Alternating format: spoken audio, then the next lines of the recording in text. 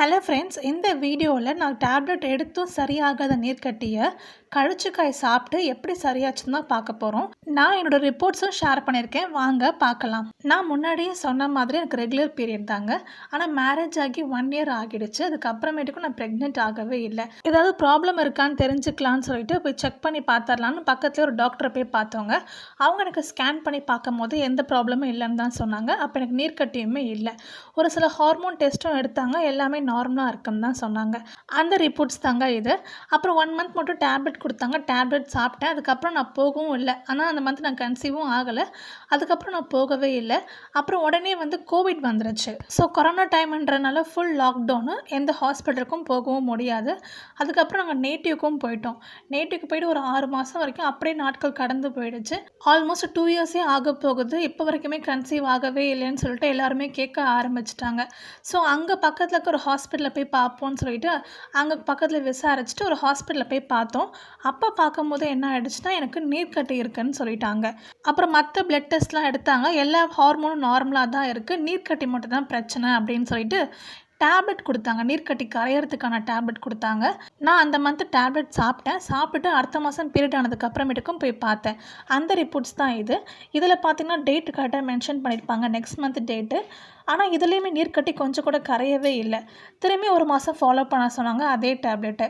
திரும்பி ஃபாலோ பண்ணி அடுத்த மாதமும் போய் பார்த்தேன், அப்பயும் எனக்கு கரையவே இல்லை.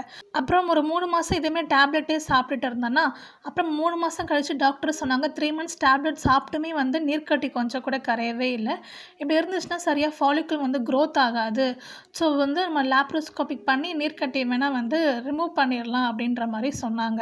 ஆனால் எங்களுக்கு உடனே லேப்ரோஸ்கோபிக் பண்ணுறதுல உடன்பாடு இல்லை.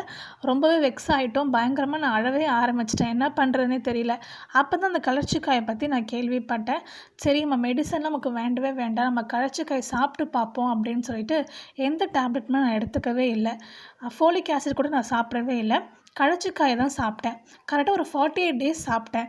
48 நாளும் முடிஞ்சிருச்சு. ஆனால் நான் ப்ரெக்னென்ட் ஆகவே இல்லை. அப்போ எனக்கு தோணுச்சு, நமக்கு நீர்க்கட்டி கரையவே இல்லை போல், அதனால தான் நமக்கு இன்னுமே இப்படி இருக்குது அப்படிலாம் யோசிக்க ஆரம்பிச்சிட்டேன். என் ஃப்ரெண்டுக்கு ஃபோன் பண்ணி வர பயங்கரமாக அழுதேன். அப்புறம் அவள் தான் சொன்னால், நான் காமிச்ச ஹாஸ்பிட்டல் இவருக்கு காமிச்சுப்பாரு அப்படின்னு சொன்னான்.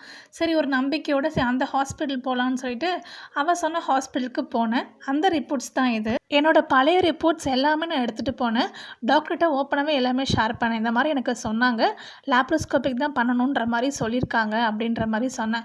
அவங்க உடனே ஸ்கேன் பண்ணி பார்த்துட்டு, நீர்க்கட்டிலாம் எதுவுமே இல்லைம்மா, எல்லாமே கரைஞ்சிருச்சு, நீர்க்கட்டி ஒரு பெரிய ப்ராப்ளம் இல்லை, தானாக வரும், தானாகவே கூட போயிடும் ஒரு சில பேர்த்துக்கு அப்படின்ற மாதிரி சொன்னாங்க.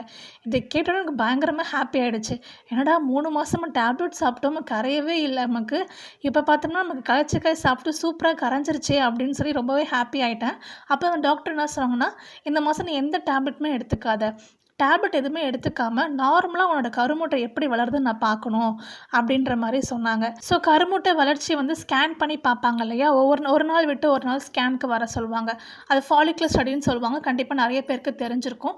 அதே தான் எனக்கும் பண்ணாங்க. ஆனால் எந்த மெடிசனுமே எடுத்துக்காமல் பண்ணி பார்த்தாங்க. அந்த ரிப்போர்ட்ஸ் தாங்க இது. இதில் டேட் மென்ஷன் பண்ணிப்பாங்க பாருங்கள், 11th டே, 13th டே, 15th டே, 17th டே. இப்படி பார்க்கும்போது 2 ஓவரிலுமே எக் எனக்கு சூப்பராகவே க்ரோத் ஆச்சு. ஆனால் ஓவலேஷன் மட்டும் எனக்கு 17th டே தான் நடந்துச்சு. ஸோ நான் கேட்டேன், எல்லாருக்குமே ஓவலேஷன் 14th டே நடந்துடும் இல்லையா, எனக்கு மட்டும் ஏன் 17th டே நடக்குது அப்படின்னு சொல்லி கேட்கும்போது டாக்டர் சொன்னாங்க, அது ஒன்றும் ப்ராப்ளம் இல்லாமல் ஒவ்வொரு மாதமும் ஒவ்வொரு மாதிரி ஒரு சில பேர்த்துக்கு இருக்கும், அது ஒன்றும் பிரச்சனை இல்லை, பெரிய ப்ராப்ளம் எதுவும் இல்லை அப்படின்ற மாதிரி சொல்லிட்டாங்க. ஸோ எனக்கு இந்த விஷயம் 100% ஒர்க் அவுட் ஆச்சுங்க. நான் எப்படி சாப்பிட்டேன்றதை அடுத்த வீடியோவில் சொல்கிறேங்க. ஏன்னா இந்த வீடியோலேயே சொன்னால் ரொம்ப லென்த்தாக போகும். அதனால தான். இந்த வீடியோ உங்களுக்கு பிடிச்சிருந்துச்சுன்னா நம்ம சேனல் சப்ஸ்கிரைப் பண்ணி சப்போர்ட் பண்ணுங்கள். தேங்க்யூ.